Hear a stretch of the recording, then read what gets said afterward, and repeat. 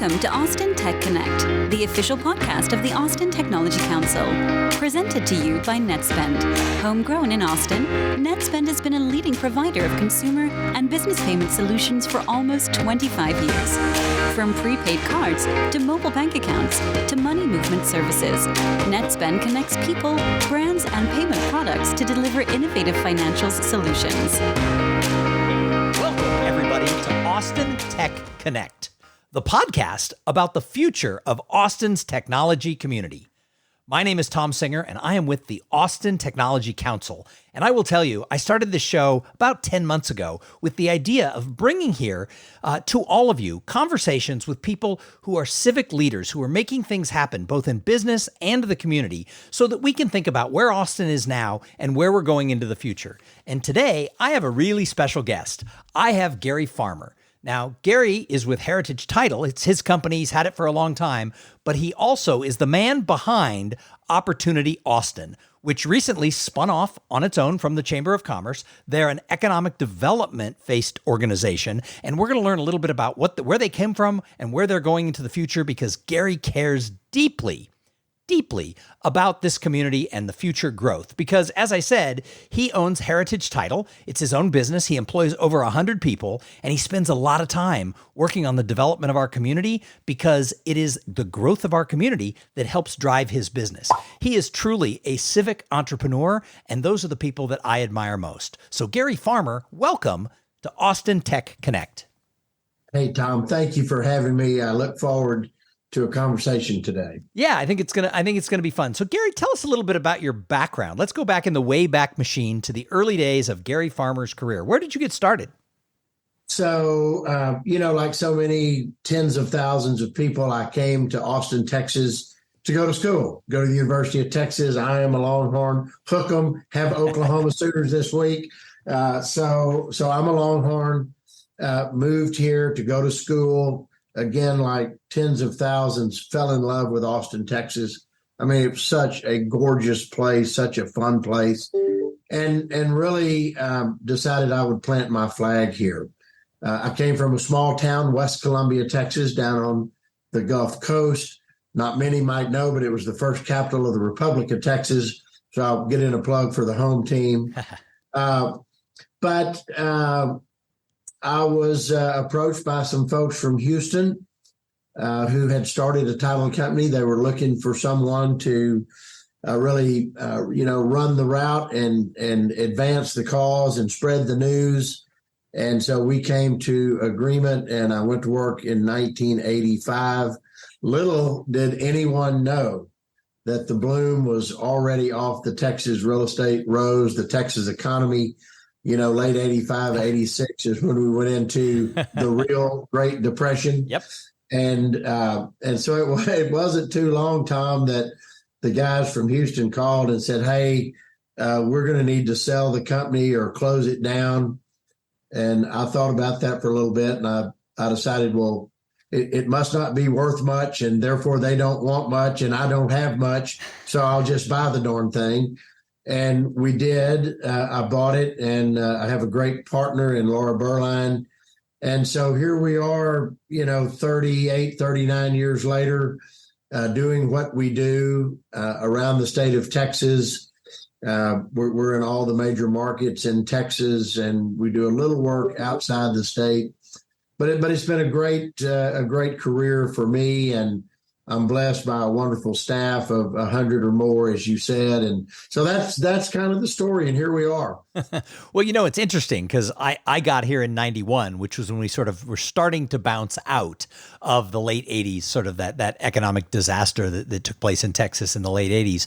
But, for you coming here for school and then starting your career as a young man in the early 80s and buying a business in the mid 80s, Austin at that time, we weren't really a tech town. We had little sprinklings of technology companies popping up and some, people like IBM having offices here and stuff like that.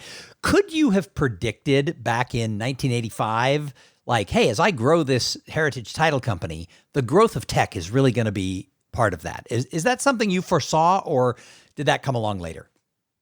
I don't think that I could have seen the tech sector being such a dynamic sector in our economy in the early mid 80s, we were a classic state capital, big university town. And really not much more. And the truth of the matter is, I met so many great young people at the university, most of whom didn't stay in Austin. They went back to Houston or Dallas or San Antonio. They went back to a family business or to start their career in something else because employment opportunities were not that great in Austin. I think any of us could have predicted that Austin was going to grow because, again, the natural platform that the good Lord has given us here in Austin with the hills and the lakes and the rivers and creeks and just this phenomenal canvas. I think any of us could have seen that Austin would grow. But, in those days, Tom, and really even through the 90s, economic development was a laissez-faire process in Austin. It was pretty much hands off. We were all happy. If economic development happened, great. And if it didn't happen, okay, great, because we still lived in Austin. And that created very lumpy economic cycles. I mean, we could rise with the best of them and achieve, kind of unbelievable heights, but we couldn't sustain it. And then we would be dashed against the rocks and bloodied and battered only to rise again. And so it was very unpredictable. And that's really what gave rise to Opportunity Austin in the early 2000s. Sure. Is a desire to have a more predictable, sustainable economy. So it's interesting. In the last year and several months since I've gone to work at the Austin Technology Council, one of the things I've started to do is study a lot of the history of the tech community in Austin. And of course, I moved here in 91, and that's really when, like I said, that bounce sort of began. So all I've ever known is sort of this growth-oriented technology community. But I came across an interesting quote from Dr. George Kosmetsky, where he was very involved with economic development in the 80s and 90s and the idea of bringing larger businesses here and bringing employers here and starting a climate where startups could happen. And somebody asked him why he volunteered so much time. And the quote that I read was, "I need a place where my grandchildren can work, because if we're just a university town and the seat of a state government, if you don't work for government and you're not in academia, there's not jobs. So where would our grandchildren work?" So, it's so interesting that years ago, going back to the 90s or wherever you want to drop that flag, people like himself, like Pike Powers, like you, really started to look towards how do we, solidify this efforts of economic development. And I worked at the Chamber of Commerce back in the early 90s, and your name, I've known you ever since then. When did you first get involved actively with the growth of the future of Austin? When did you say, I'm going to volunteer, I'm going to make this my calling? So likely, at least to my recollection, it was in 88. In 1988, you'll remember that our great friend and mentor, Pike Powers, spearheaded the effort to recruit Cimitech. Yep. Now, he had done the same thing in 84 with MCC. And, you just can't say enough about Pike Powers and Dr. Kosmetsky and Laura Kilcrease and just a number of different folks. But in 88, the Chamber was involved with the state of Texas, the city of Austin, and they put forward a package to win Cimitech.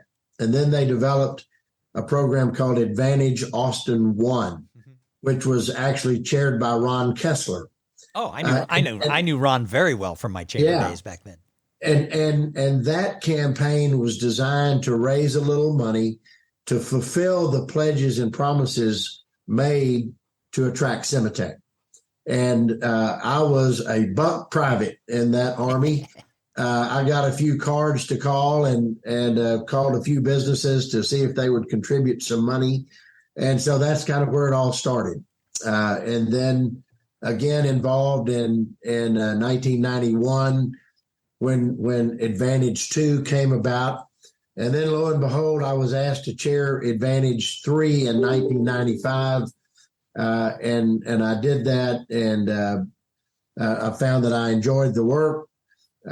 Was able to bring a lot of my peer group into the equation at that point in time. We were, mid to late 30s at that point in time. And so that's kind of how it all started. Nice. I want to get to Opportunity Austin, but I have one more question about this. And that is, you talk about sort of who those people were who were doing it. And you were kind of the young up and coming, I think you said buck private.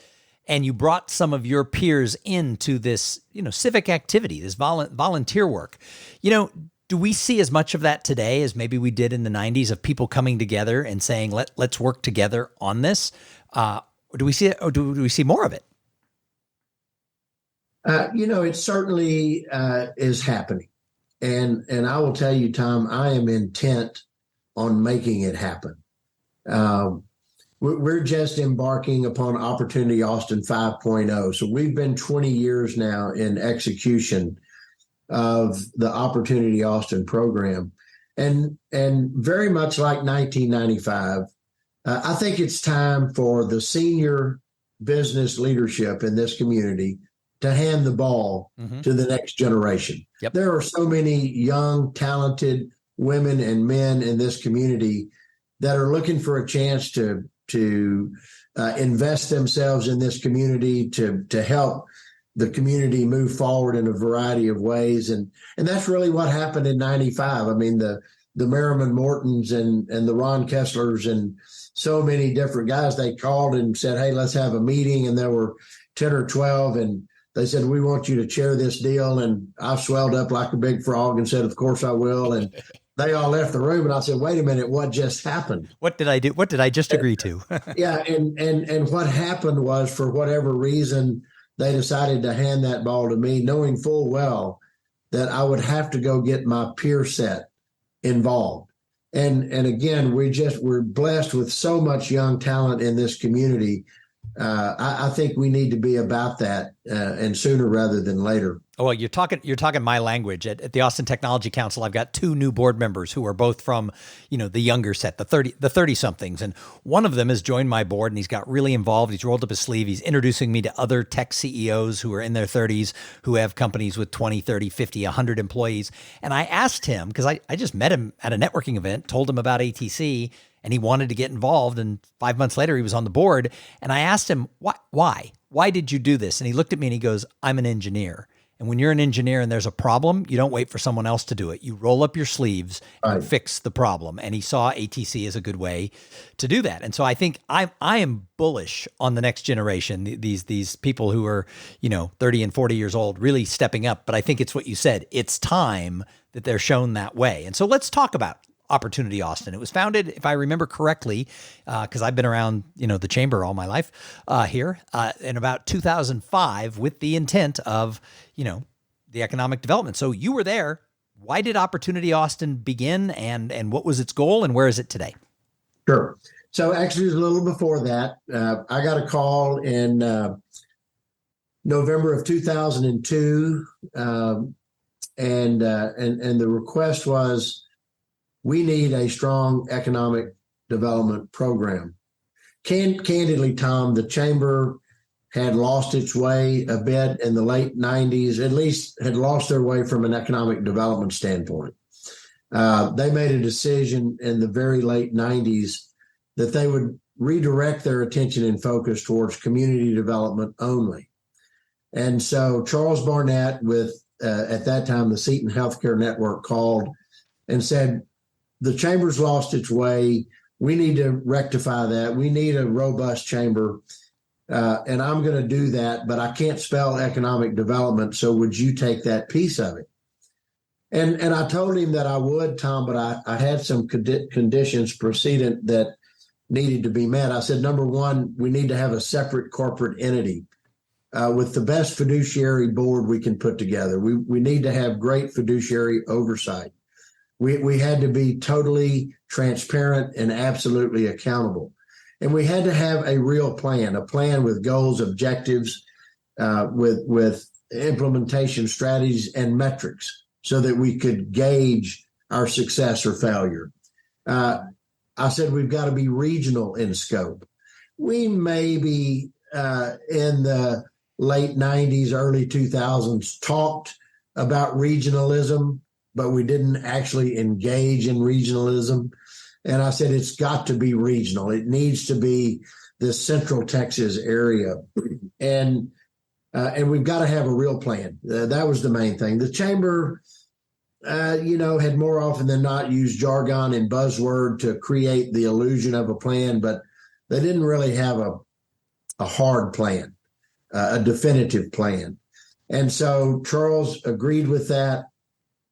About that time, the chamber hired Mike Rollins, who, in my estimation, could be the world's greatest chamber exec. I mean, Mike performed so admirably for so long, and he and I got together and we talked through it.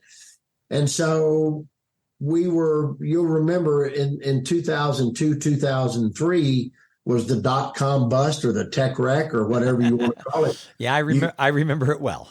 Yeah. And you might remember that in two budget cycles, the city of Austin lost about $150 million of ad valorem tax revenue. We lost nearly 40,000 jobs, our very best jobs, primarily in the semiconductor industry. And so we wanted to bring forward a program that could, number one, revitalize the economy. Number two, diversify the economy. Yes, we were a tech town, but we needed to be more than that. And oh, by the way, while we thought we were a tech town, many others didn't. They didn't know who we were. We didn't have much of a brand in those days. In fact, we hired a public affairs concern out of New York City to survey the Fortune 500 C-suite. And the preponderance of those who answered the survey thought Austin, Texas was an oil and gas town. I mean, how completely wrong could they be? That was never what we were. That was never what we were. But if you think through that, just imagine for a moment, if you're the CEO of a software company in the 128 corridor of Boston, and you're tired of the Boston winters or the Massachusetts taxes, and you say, I think I'll move my software company. That CEO was not thinking about Austin, Texas, because, the thought process, well, it's an oil and gas town. So we had to create a brand. And so we hired a great consultant, Market Street Services, a guy named Mac Holliday out of Atlanta, Georgia. I've said it 1,000 times. I'll say it again on your show. We'll never be able to repay the debt of gratitude we owe to Mac Holliday because he put together a tremendous plan. And then we took that plan to the community who stepped up and funded the plan. And so we started execution on January 1, 2004. Awesome. So what are some of the victories from 2004 to today? And then let's find out about Plan 5.0. So let's talk about macro achievements. So in 19 years, I won't include anything in 23, but through 12/31 of 22, in 19 years, this economy has created 640,000 jobs. Now, that's a 95% cumulative job growth rate. That makes Austin, Texas, the most prolific creator of jobs in America over the last 19 years. Okay?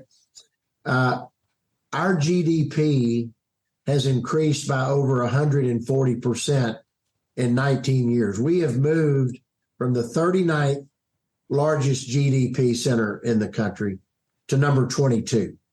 That's pretty strong. Mm-hmm. Those jobs have created $53 billion of new wage. Our per capita income has doubled. Our per family income has doubled. Poverty rate is down. Child poverty rate is down. These are good things. We've recruited 827 companies, and we've helped 1,443 companies expand. That's the economic development piece that most people think about. But in addition, we've focused on K through 12 education, and particularly on trying to get young people to graduate from high school and matriculate to post-secondary education. One of our programs has helped 115,000 students obtain $1.2 billion of financial aid so they could pursue their four-year college dreams. And that's pretty awesome. Mm-hmm. At the same time, we've been advocating for roadways, for infrastructure. We have either completed or have under construction about $20 billion of new roadway infrastructure. We've helped achieve now, I guess, 4 international flights. We have direct flights now to London, to Frankfurt, to Amsterdam, to Panama City. Opportunity Austin was involved in all of those things. I just took the flight to and from London this summer. Yeah, so that's kind of on a macro basis. If you want to look at individual victories, I mean, clearly Samsung in 2005 and Samsung in 2020, both incredible victories for this region, for the state of Texas. You look at Apple. We recruited Apple, now building out their second campus here. We recruited Oracle. Facebook's first campus outside of California was downtown Austin, Texas. Charles Schwab, you could just go on there, 827 of them to be exact.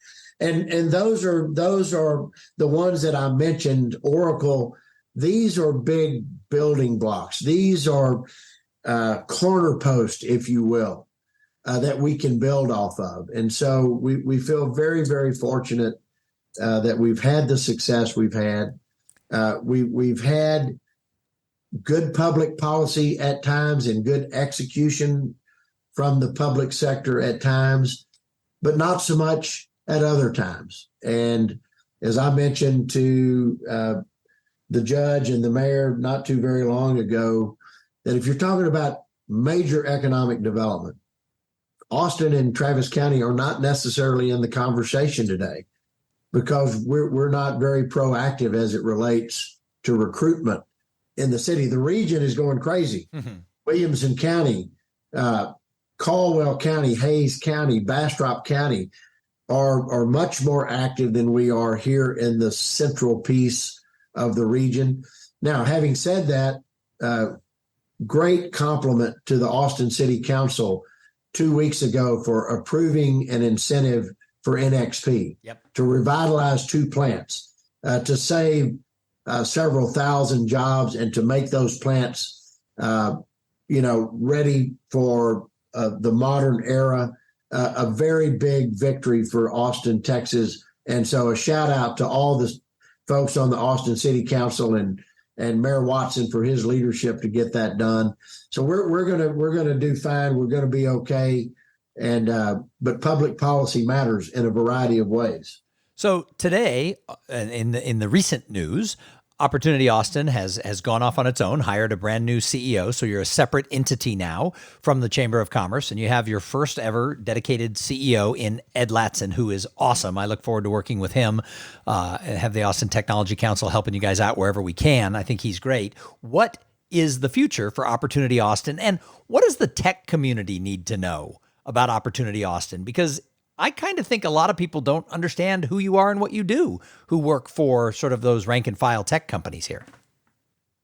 Well, we're very pleased, of course, that Ed has agreed to come and lead us. As you said, he's an awesome leader, created ARMA out of whole cloth and made it into a very viable organization. So we look forward to Ed's leadership for the long time to come. 5.0 is very exciting in my estimation. Of course, we'll continue to do many of the things that we've done and done well, but we will have some new focuses and really some new programs. And there are things that I'm particularly excited about. So the 4 areas that we work in, as you would know, recruitment, attraction of new business, retention, expansion of existing business. Again, the workforce piece of the equation, where we're going to see some fairly significant change. And then infrastructure, we'll continue to do that. We'll be more active in public policy than before. More typically, we would allow our partners at the chamber to be the public policy piece of the equation while we focused, with a steely eye on the plan to make sure that we were working through and hitting all our marks on the plan. With regard to recruitment attraction, we'll continue to focus on the tech sector. I mean, why shouldn't Austin, Texas be the epicenter of advanced manufacturing for semiconductors in America? Why shouldn't we be? We have the talent, we've got the space, we've got the resources, and we should pursue that with vigor, in my estimation. Well, one of the things I probably should have mentioned on that macro list of success is the diversification of our economy. In 2004, when we started, yes, we were a tech town. But today, because of the advent of not one but two medical schools, we're also a life sciences town. You know, we were one of the first to call for the creation of a medical school at the University of Texas. We achieved that. Our friends at A&M couldn't stand it, so they put the A&M Health Science Center, thank you, A&M, in Round Rock. So we have not one but two med schools. We're a life sciences economy as well. We have that sector, and we're gonna call that sector out, Tom, because we think with focus and effort, that can be another big thing, really big. It's a little nascent as we sit here today, but it could be a really big thing for this region, and we're going to focus on that, including, by the way, a development of an innovation district. Now, we called out an innovation district, the community did 7-8 years ago. I challenge you to go find it. It's been relatively mild and passive, but we want to really enliven that and bring that forward, and that'll be a good thing. We're a financial services town. Actually, the pandemic did a lot of good stuff for Austin. We were a benefactor in many ways. And today we have more angel investors, more venture capitalists, and more private equity. In addition to just traditional financial services firms, they're here. I was interviewed yesterday on KXAN. Sorry, I don't remember, but somebody named Austin as the second most prolific corporate formation city in the country. And I was asked, why, or all of a sudden, why are we creating all these new companies? I said, well, our workforce is young and they're educated, better than the Texas average, better than the national average in terms of their age and their educational achievement. And we have the capital to support them now. Mm-hmm. And so these young people, they're innovative, they're entrepreneurial, they want their shot at the brass ring. And so they're creating these corporations, these new corporate entities, new companies. Now, I'll stipulate some of them may be in Suite 200, which is the second bedroom down the hall on the left. Okay, fine. But they're going to grow into it, and they're going to grow into our real estate community over time. So we're a great financial services market now. The winning of the Army Futures Command in 2018, it's a huge deal. Many people may not recognize it's a huge deal. When we won that assignment, General John Murray predicted, we were talking, he predicted that over time, every national defense contractor in America would have a presence in Austin. We're a national defense town. And then, of course, in June of 20, our friend Elon Musk dropped the Gigafactory on us. Well, guess what? We're an automotive manufacturing town. We have at least five distinct sectors. And I think you could take advanced manufacturing and segregate that from software, IT, and other tech-related. So maybe we have six different sectors that we can focus on. We're going to focus on all of those, again, with life sciences being teased out as maybe the next big thing for Austin. That'll be different. We're going to focus on international recruitment. Out of 827 companies that have come to Austin, 112 of those are companies of international origin. That's without a program. Mm-hmm. Imagine what we could do if we actually focused on it. So we will focus on that. In particular to the tech community, we're not going to just try to bring companies to town. We're going to try to create relationships with companies that maybe our companies, our Austin companies, could do business with. Maybe there's some collaborative or cooperative opportunities between these different companies in different countries. We're going to try to raise money and bring foreign capital in to fuel that innovative entrepreneurial ecosystem to stand side by side with domestic funds. So I think that's going to be a fun thing. And by the way, we're having all these different consulates and trade delegations come into Austin. Yep. We'll host them, and we want to introduce them wholesale to the Austin Technology Council and to all the good companies there, because there are opportunities for commerce to come forward with that. So that's all good stuff in the economic development side. That's all awesome. So how, like I started off today saying that, you're one of these civic entrepreneurs. You've always been about giving back to the community, helping grow the community. How can we appeal to more of the tech sector to get in and roll up their sleeves and work towards a better future for Austin? Well, that's maybe the $67 question of the day. I think candidly, Tom, we have to invite them over and over, and we have to prove up that we deserve their help. I go back to the regionalism thing we were talking about. Just because in 2004 we mandated that we were going to be a regional player and have regional collaboration, it takes two to tango.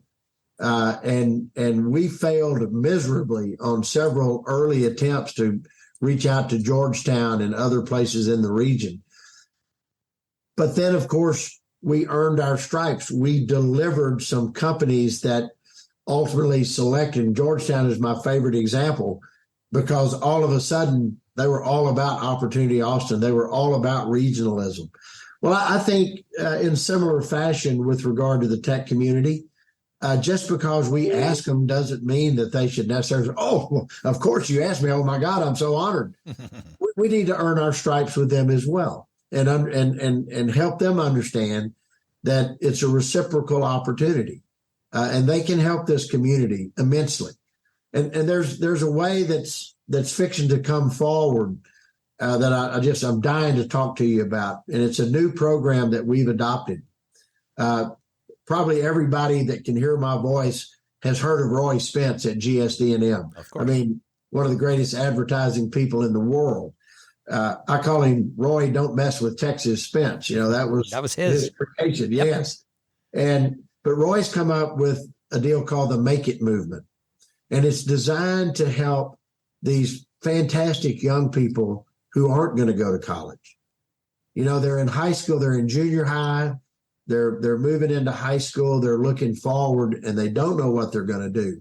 We need that cohort of these young people to be trained and gainfully employed.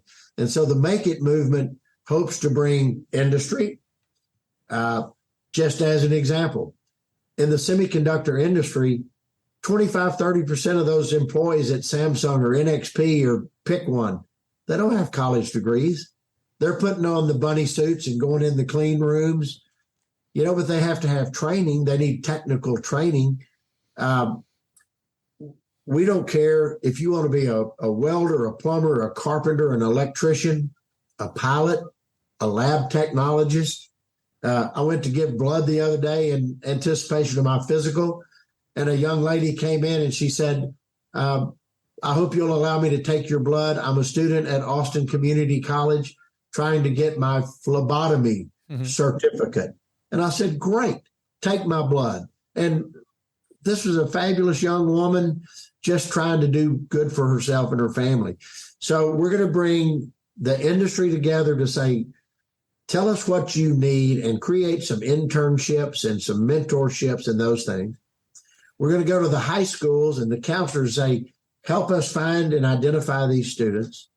We're going to work in collaboration with Austin Community College and Texas State Technical College to provide that training. And so these kids can come through high school, get a certification, make some money while they're in high school, be in a position to make big money as soon as they graduate from high school. And oh, by the way, if they want to go to ACC or TSTC, get an associate's degree, they're already going to have a lot of credit that they can carry forward and make the obtaining an associate's degree more, easier for them to do.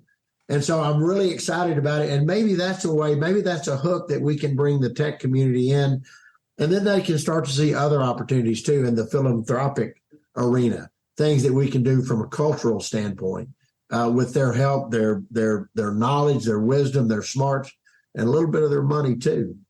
So, Gary, I end most of these interviews by asking everybody, what do you think is the future of Austin? But I think I could probably predict what you think is the future of Austin. I think you're pretty bullish on what tomorrow holds for our region. What are your thoughts?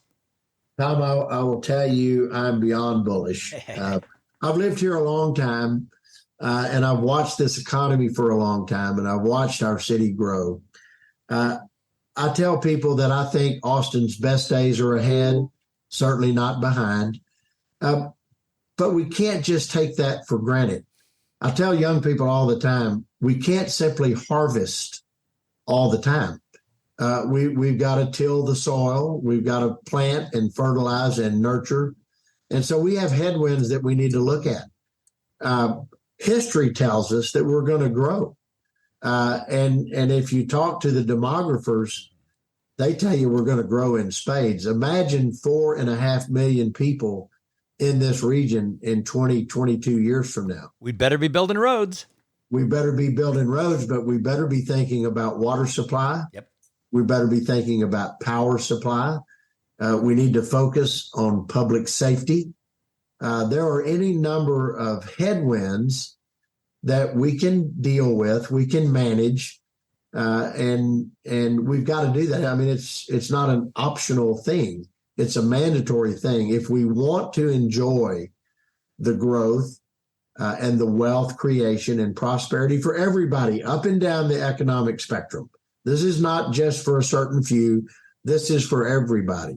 I mean, think about Tesla. I think there will be fathers and daughters and mothers and sons over time that work in the same department at Tesla. It's not just a job, it's a career. And it's a career with benefits and a career that provides dignity for the family. And so if we want to enjoy all that, we've also got to be mindful that we want to keep this place livable. We want it, we want it to be Austin.